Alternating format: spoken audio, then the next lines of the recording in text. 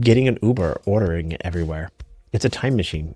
Imagine if you were, what if you didn't have a car, a life without car ownership? If you were to go out into your driveway and there was no car there, what would life be like? I've been Uber driving for about 5 years now, and I've learned there are a bunch of people that live life like this. Hi, my name is Levi, and this is the Daily Drive. Okay, so what does it mean to have a life without a car? Now, I want you to envision this curve. This curve is on the bottom, the x-axis will be rich people and poor people. So poor people on this side, rich people on this side, something like that. And then on this axis here, I guess that's the YX. Oh my God, I forgot. YX. Okay. On the Y axis will be car ownership. Now, this curve is going to go like this. Now, you and I know rich people, billionaires type, they get driven around. I mean, they might have a car that they drive, some sort of cool Ferrari or whatever, Rolls Royce, but they tend to get cars, these big black Cadillac Escalades to drive them to and from places. So they get a limo service or a private driver or something like that.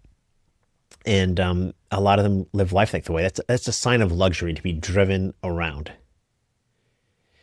And then on this side, we're going to look at poor people. I'm going to say poor, not homeless people, but the working poor, kind of like what me as an Uber driver, a working poor person, somebody that makes 50, 70, $100,000 a year or whatever, somebody struggling to pay the bills as a family on a single income, whatever it might be.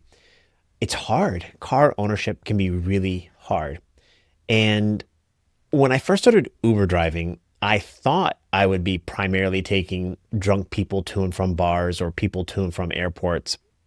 And I do a lot of that. But at the time of this recording, when I'm making this recording right now, it's the middle of the day, which means I'm probably, if I were to turn the Uber app on, I'm taking people that don't have a car to and from their job, to and from their appointments, whatever it might be.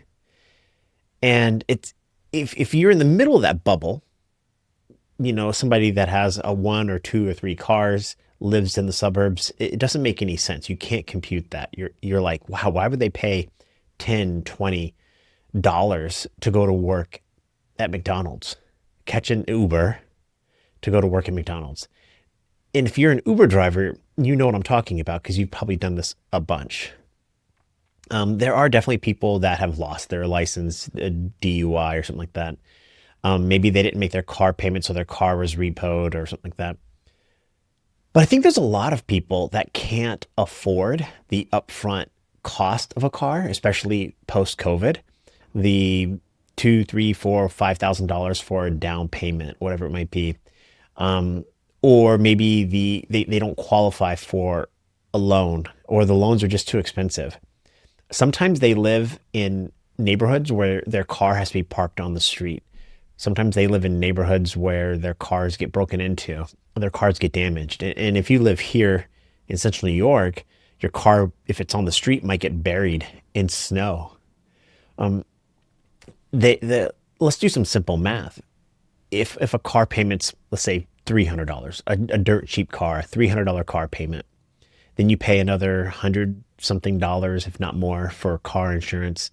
You start to pay for things like, I don't know, gas, maintenance, whatever it might be. A car becomes like, let's say, a $500 a month thing to have access to a vehicle to drive at any point in time. But if you work at McDonald's, $500 a month, a one-time bill, is a very big bill. Whereas a $15 to $20 Uber incrementally is much more digestible sometimes. And you might spend more than $500 on Ubers and the bus and catching rides with friends, but you're spending that money incrementally. But that's not even the point. What I was thinking about was this kind of like how much we as Americans really like our cars. We love our cars. It's part of who our identity is.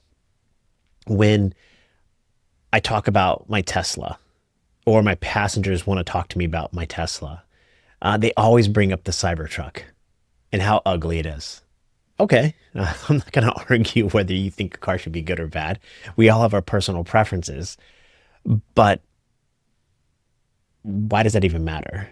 Think about it. Your experience with your car, me and my experience with my car.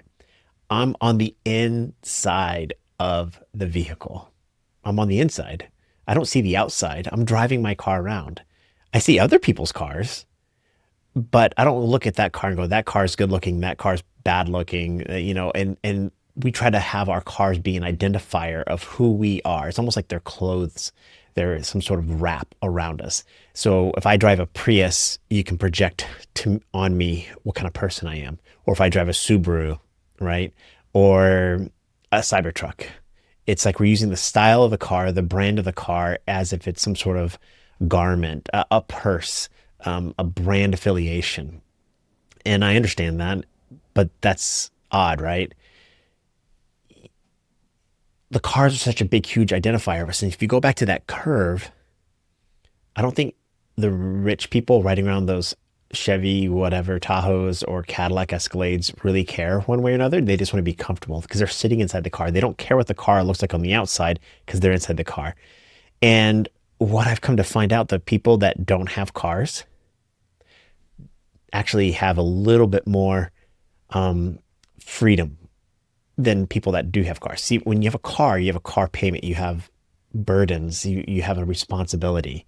There's freedom that comes with that. The freedom to, if I want to go drive my car, I can go get in it right now. But I can also order just an Uber. I can just order a car and a car will come get me. And it doesn't matter what that car looks like on the outside because I'm going to be sitting in the back, relaxing. I get access to my time. And I think that's why billionaires like getting driven around in private jets and things like that because they get access to time. Have you ever talked to a person that flies private jets?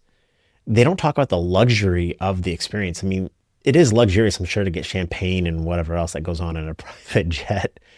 But I think what they really, truly enjoy is their time. It's so quick and easy to go to a private jet terminal. The plane's already warmed up and they get on it and they fly off.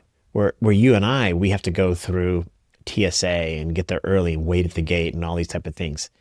And they're going to fly to a private jet terminal on a private jet runway where everything's really quick and easy. It's a time machine is what they call private jets.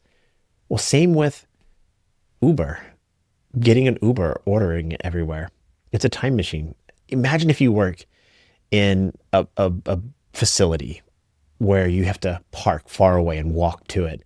And then if you live where I live, you have to clean your car off from snow. You have to do all this work. You have to shovel your driveway. And you have to maintain that car. You have to take it to a car wash. You have to fill it up with gas. Cars cost time and money. But when you just pay for Ubers, the occasional Uber, it's like a time machine. You get your time back. And then that's the thing is when you're physically driving your car, stuck in traffic on your commute to work, you're stuck driving. And people will say, oh, Levi, I love driving my car. And I do. It's fun. When I'm out on the country roads and I'm in the Tesla and whipping it around, it's a lot of fun. But being stuck in traffic is not fun. Now, we can make it productive. We can listen to podcasts or whatever it might be, make some phone calls, but we're still stuck driving. But the person in the back, whether they're a billionaire or that low-income person going to work at McDonald's, they're back there on TikTok or making business deals or they have their time back. And when they order a car, the car pulls up to the front of their house and the car is going to drop them off right there at the front door or whatever it might be. It's a little bit of a time machine. So that's the trade-off. That's what I've learned. Today, right now, I like owning a car. I like having access to a car. I mean, I need to. I mean, I'm an Uber driver without my cars. And I live out in the middle of the country, so it's really difficult. So I can't picture this. But I do know there are people like my son. He lives in Brooklyn, New York. He rides the subway most of the time, and sometimes occasionally he catches an Uber. Now, Ubers in New York are a little bit different. They're more expensive. The trips are short, but they're very expensive. But for most of us in our American cities, Syracuse, Cleveland, Memphis, whatever, you go through any city you want, you could just order a car, an Uber to come get you. It's like a private luxury service. So I was thinking, I'll wrap this video up by thinking to myself, like, if I got rid of my car, what would I do? And I would want to live close to things. I'd like to live probably near a bus line and walk and catch a bus as much as I possibly could, and then probably budget myself $500 a month for Uber, and just when I need to get somewhere on a timely manner, it doesn't matter to me. I'll just order a car, and that would replace my car ownership. That's what I think I would do.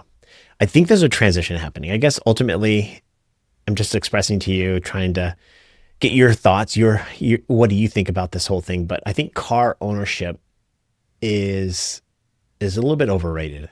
I think there are people that are living a pretty good life, whether they're working at McDonald's or working at the billionaire or whatever, that are getting driven around. And I think that's kind of cool. I don't know. I think it's changing. I don't know. Let me know your thoughts on this whole thing. And hey, to my drivers, I want you to know that I want you to be safe, healthy, happy. I'm cheering for you. Go out there, earn as much money as you possibly can. Be well. Bye.